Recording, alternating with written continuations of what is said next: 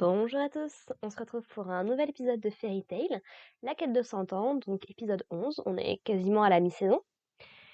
Et je dois bien avouer que c'était un épisode assez sympathique, mais qui m'a paru un petit peu long parce qu'on bouge un petit peu sur plein de perspectives différentes et vu que l'épisode était censé se focaliser, d'après son nom, sur le fameux dragon fantôme, Dragon Slayer fantôme, du coup c'est vrai qu'on passe un petit peu sur autre chose et c'est un peu dommage.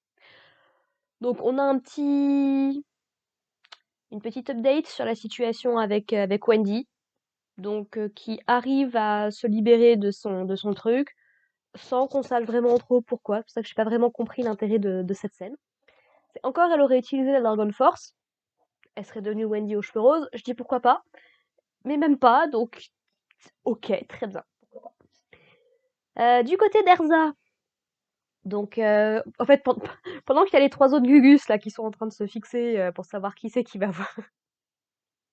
qui c'est qui va pouvoir se débarrasser d'Erza en premier, Erza a dit: ouais, bon, écoute, pendant qu'ils font les cons, moi je vais aller récupérer l'orbe. Ça a l'air d'être suffisamment petit pour que je puisse le porter, donc on va faire ça comme ça. Jelal l'arrête, du coup, entrave complètement ses mouvements et globalement la kidnappe. Voilà. J'aime beaucoup parce qu'il y a Arza qui lui dit: mais t'étais pas censé être là pour te débarrasser du cristal, machin et tout. Il dit: ah oui, tu fais bien de me le rappeler. Mais pour l'instant, on a plus important à faire. Je vous jure que vu la situation, quand il parle de teindre Erza en blanche, personnellement, ça m'évoque une toute autre situation. Enfin. Donc on a de ce côté-là, avec du coup Laxus qui se retrouve du coup tout seul face à la Dragon Slayer de Diabolos.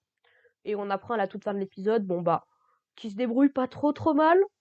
En même temps, c'est Laxus, est-ce qu'on en doutait vraiment? Voilà, ça. J'ai un doute, hein, mais est-ce que Laxus serait pas le mage le plus fort de Fairy Tail, avec ses pouvoirs seuls? Ah, quoique non, il y a Gildart, c'est vrai qu'il y a Gildart. Je sais plus, Gildart, il était là quand le mage blanc s'est pointé ou pas? Je sais plus. Je crois pas, mais du côté, alors on n'a pas de nouvelles du côté de Grey, pour le coup, dans cet épisode. Par contre, du côté de Lucie, donc, bah, il y a deux membres de Diabolos qui se pointent. Et en fait, du coup, bon, bah, Lucie se dit, ouais, ouais, bon, on va éviter de se mettre dans la panade. Je vais les laisser se débarrasser entre eux. Et ce sera très bien. Lysana se relève dans une forme de Animal Soul en forme de serpent et essaye de teindre en blanc Lucie, pour le coup. Mais Lucie va avoir la présence d'esprit. Alors, je sais pas très bien jusqu'à quel point ça c'est justifié et ça peut marcher. Mais en gros, elle comprend que la magie, que ce qu'essaye d'utiliser Lysana passe par ses yeux, un petit peu comme Evergreen et Bixlo.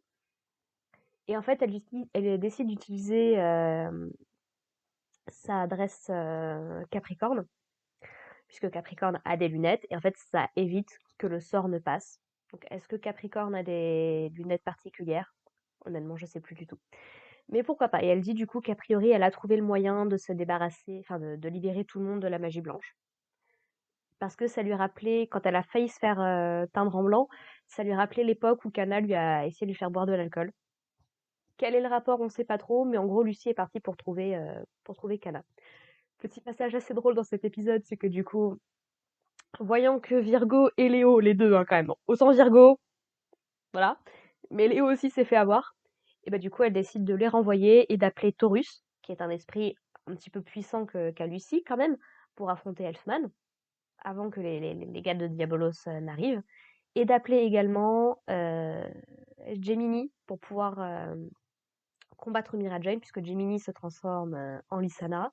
Mira Jane ne peut pas taper Lysana, donc pourquoi pas sur le principe, j'aime beaucoup.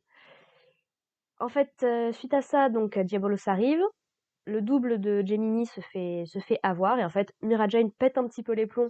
Forcément, il y a quand même un certain trauma avec la disparition de Lysana. Mais voilà, a priori, ils galèrent quand même beaucoup contre Diabolos, donc affaire à suivre. Et donc, on va se pencher sur ce qui est vraiment intéressant dans cet épisode, c'est-à-dire le combat entre Natsu et Race, du coup, le fameux Dragon Slayer fantôme, qui nous explique dans cet épisode, qui nous révèle qu'a priori il a été tué, que c'est pour ça du coup que personne d'autre, hormis les Dragon Slayer, ne peut le voir. Alors on n'a pas plus d'informations, mais j'aimerais bien en savoir un peu plus. Il a été tué, par qui? Alors apparemment il recherche la personne qui l'a tué, et c'est comme ça qu'il pourra se libérer un petit peu de cet état fantôme, visiblement. Et en fait, donc, il va réussir à arracher l'âme de Natsu, qui se retrouve dans un espèce de paradis un petit peu à part, mais qui va réussir à manifester son esprit dans son âme, si on peut dire ça comme ça, et en fait à se rebeller, à attaquer. Et en fait, comme il est lui-même sous une forme de fantôme, un petit peu, bah, il arrive à porter des coups à Reis, qui décide de battre en retraite, le temps de trouver un corps qui est un petit peu plus compatible pour combattre Natsu. Donc il donne 3 critères qui peuvent rendre ça plus intéressant. Que les deux personnages soient liés par le sang, mais Reis nous explique qu'il n'a pas de famille, donc ça risque d'être un peu compliqué, même si il y a peut-être des trucs un petit peu à chercher à ce niveau-là, ça pourrait être intéressant. Que la personne soit passée proche de la mort, et que la magie de cette personne soit au moins équivalent à la sienne. Ça peut rendre la possession plus simple. Puisque donc il a essayé d'abord de prendre possession de Happy, en disant mais tu toucheras jamais à un de tes amis, machin et tout. Et Natsu qui dit bon bah tu m'excuseras Happy, hein, mais il le tabasse en fait. Je dis parce qu'il essaie de prévenir. Non mais franchement t'auras aucune chance avec le gore de Happy, vaut mieux pas essayer, mais voilà. J'ai trouvé ça vraiment très drôle parce que quand Reis il dit oui non mais je sais très bien que t'auras pas touché un de tes amis, machin et tout, dans ma tête j'étais bah si en fait c'est tout le principe de Fairy Tail, ils sont potes mais ils passent leur temps à se taper dessus en fait. Mauvais choix Reis, mauvais choix. Donc c'était très très drôle. Et donc voilà, Reis va jeter son dévolu sur un des personnages qui aurait dû crever 3 ou 4 fois dans ce manga, à peu près, si on reprend. Je pense que suite à l'attaque de Phantom Lord, suite à l'attaque de Laxus, suite à l'attaque de Tenrojima, suite à la guerre finale de Fairy Tail. Bref, vous l'aurez compris, je parle de Makarov, bien évidemment. Un des trucs, je vous jure, qui m'aura toujours qui m'aura mis le plus en rage, je crois, dans Fairy Tail, vraiment, à la toute fin, c'est vraiment le côté Makarov, on nous fait croire qu'il est mort, et à la toute fin, c'est ah bah je me réveille, j'ai fait un rêve. J'aime Fairy Tail, j'aime Mashima, mais pour des coups comme ça, je vous jure, c'était il y a quoi? C'était il y a 6-7 ans maintenant, quelque chose comme ça. Mais moi qui étais énormément fan de Fairy Tail, qui lisais ça toutes les semaines, mais je vous jure que sur la fin, mais ah, admettons, pourquoi pas. Donc, il choisit Makarov, et donc, affaire à suivre, on verra bien ce qu'il en est. Bon, ça pose la question de comment ça, est-ce que ce personnage-là a à peu près autant de magie que Makarov? Makarov, c'est quand même pas n'importe qui, quoi, mince! Mais bon, pourquoi pas. Et donc, il y a tout un petit passage très touchant qui, je dois bien avouer, m'a pas fait pleurer, mais m'a touché en plein cœur. J'avais le cœur qui était tout serré, j'étais là, c'est trop mignon, c'est trop triste et tout. C'est que du coup, avant que Natsu ne revienne pour se battre, il va atterrir dans un espèce de subconscient, de paradis pas terminé. On n'a pas vraiment d'explication réelle sur ce que c'est. Probablement en fait que c'est surtout l'esprit de Natsu qui se manifeste. Donc qu'est-ce qu'il aimerait peut-être trouver après la mort, je ne sais pas. Et où en gros donc il retrouve Ignir et il est super content de revoir Ignir et j'étais là, j'étais Ignir, c'est trop. J'avais vu passer en fait des images, des commentaires par rapport à cet épisode-là puisque donc je tourne le 3 octobre donc j'ai 3 semaines de retard. Mais je savais que l'épisode allait parler un petit peu de ça. Et il n'y a pas que Ignir, du coup, on retrouve Zeref, qui a été libéré de l'immortalité que lui imposait la malédiction d'Anxeram. On retrouve Mavis, donc ces deux-là sont plus ou moins mariés dans cet univers-là. Et surtout, j'avoue que c'est ça que j'ai trouvé trop mignon, c'est que du coup, bah, techniquement, ils ont des enfants. Auguste, leur enfant légitime. Ah, c'était quand même quelque chose, le flashback de Zeref. Encore une fois, le principe de tu, tu tues les choses auxquelles tu tiens. C'était déjà tragique quand on avait vu ça avec Mavis, mais alors quand Zeref il commence à péter les plombs en lui racontant tout ça, ça fait mal au cœur. Mais savoir que Zeref aimait tellement Mavis que son amour a réussi à aller à l'encontre de la malédiction d'Anxéram qu'avait Mavis, et il a réussi à la tuer parce qu'il l'aimait. Je dois bien vous avouer que ça reste parmi les trucs les plus tragiques. C'est pas au niveau, je pense, d'une relation Elisabeth-Meliodas dans Seven Deadly Sins, mais c'est quand même bien, bien là, quoi.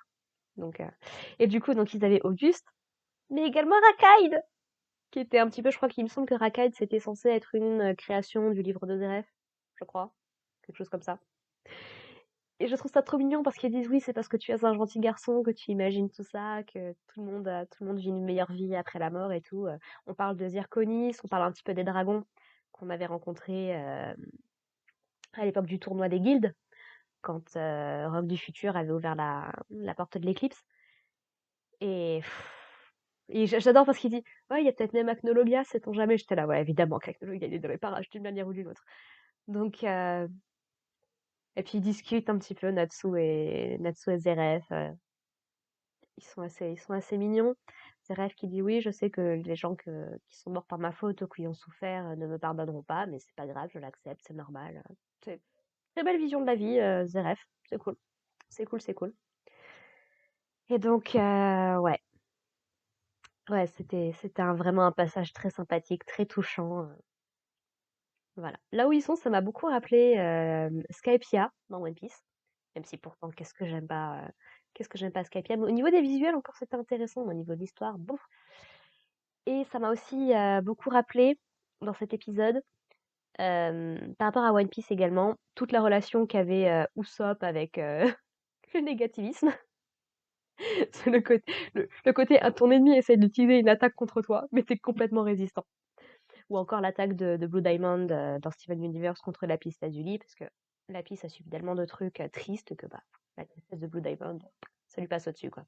Donc voilà, j'ai eu quelques petites références comme ça, c'était sympathique. C'était un épisode que j'ai trouvé un peu long encore une fois, parce que ça arrête pas de sauter un petit peu partout. Alors que j'aurais préféré que ça se concentre vraiment sur ce Dragon Slayer-là. En fait, les choses n'avancent pas suffisamment pour que je sois particulièrement heureuse de ce qui se passe, quoi. Mais bon. Donc voilà, c'était un bon petit épisode malgré tout. Toujours très heureuse de retrouver l'opening et l'ending que j'aimais énormément. C'est... Ah, il y a un petit côté Eden Zero dans les openings, dans les endings qui est cool, que j'aime beaucoup, perso. Donc voilà, sur ce, bah écoutez les gens, on va se retrouver la prochaine fois, donc la semaine prochaine, pour l'épisode 12. Et donc on arrive vraiment à la mi-saison de Fairy Tail la quête de 100 ans, donc qui visiblement va se poursuivre puisque l'épisode 14 doit sortir dimanche. Et du coup, a priori, voilà, on va avoir une saison complète de 24-25 épisodes, quelque chose comme ça. Donc pourquoi pas, c'est plutôt cool, donc ça va nous durer toute la saison automnale. Donc moi qui ai envie de parler de beaucoup de choses, ça va être compliqué. Ça va être compliqué de trouver des spots de libre. Mais bon. Sur ce, bah écoutez, on se retrouve la prochaine fois, et puis bah, en attendant, portez-vous bien. Allez, bye.